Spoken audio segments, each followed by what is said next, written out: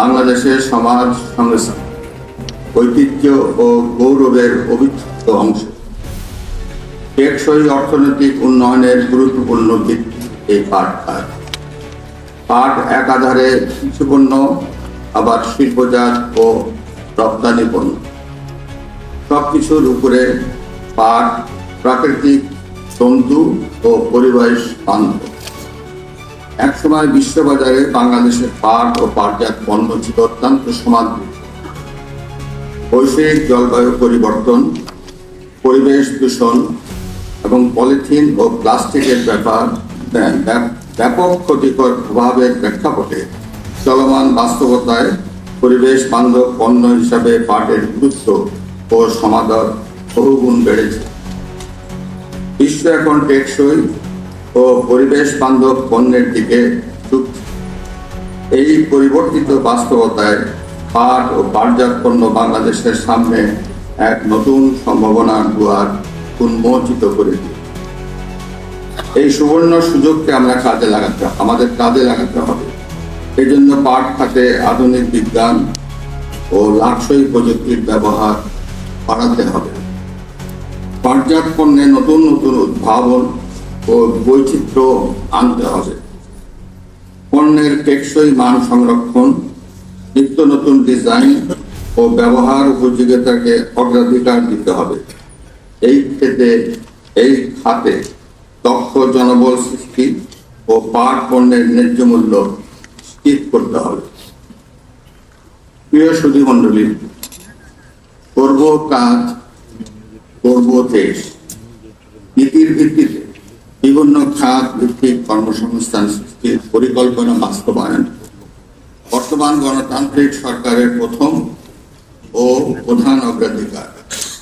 এই জন্য ধারাবাহিকভাবে দেশের অর্থনীতির সার্বিক সংস্কার, খাত ও অঞ্চল ভিত্তিক অর্থনীতির প্রাণ সঞ্চার এবং শিল্প বাণিজ্যের দেশি বিদেশি বিনিয়োগ বৃদ্ধি করে দেশব্যাপী 1 কোটি কর্মসংস্থান তৈরির লক্ষ্যমাত্রা অর্জন করা হবে। বর্তমান সরকার ইতিমধ্যে রুগ্ন, বন্ধ, পাটকল সহ বিভিন্ন শিল্প প্রতিষ্ঠান খুলে দিয়ে নতুন কর্মসংস্থান গ্রহণ করেছে। সরকার ইতিমধ্যে পাট খাতকে প্রযুক্তি সমৃদ্ধ ও আধুনিকীকরণ, গবেষণা সম্প্রসারণ, উচ্চ ফলনশীল জাতের পাট বীজ উদ্ভাবন, পাটের বহুমুখী ব্যবহারের নানান গুরুত্বপূর্ণ পদক্ষেপ নিয়েছে। নতুন সরকার দায়িত্ব গ্রহণের 10 দিনের মাথায় কৃষকদের 10,000 টাকা পর্যন্ত কৃষি ঋণ সুদ সহ মওকুফ করার যুগান্তকারী সিদ্ধান্ত গ্রহণ করেছে।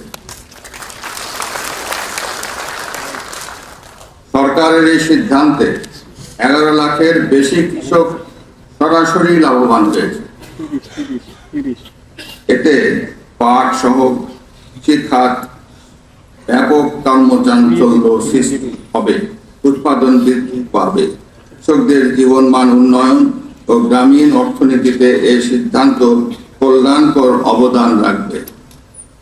উল্লেখ্য, প্রধানমন্ত্রী বেগম খালেদা জিয়ার প্রথম সরকারের আমলেও এই চিন্তাধারায় 5,000 টাকা পর্যন্ত কৃষি ঋণের সুদ ও আসল মওকুফ করা হয়েছিল।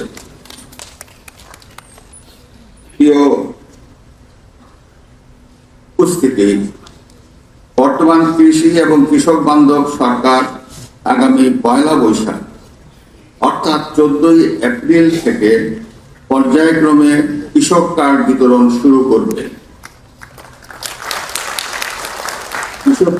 কৃষক কার্ডের মাধ্যমে কৃষকরা ন্যায্য মূল্যে কৃষি উপকরণ, সরকারি ভর্তুকি ও প্রণোদনা, সাশ্রয়ী মূল্যে কৃষিযন্ত্র ব্যবহারের সুযোগ, ন্যায্য মূল্যে সেচ সুবিধা, সহজ শর্তে কৃষি ঋণ, কৃষি বীমার সুবিধা, ন্যায্য মূল্যে কৃষি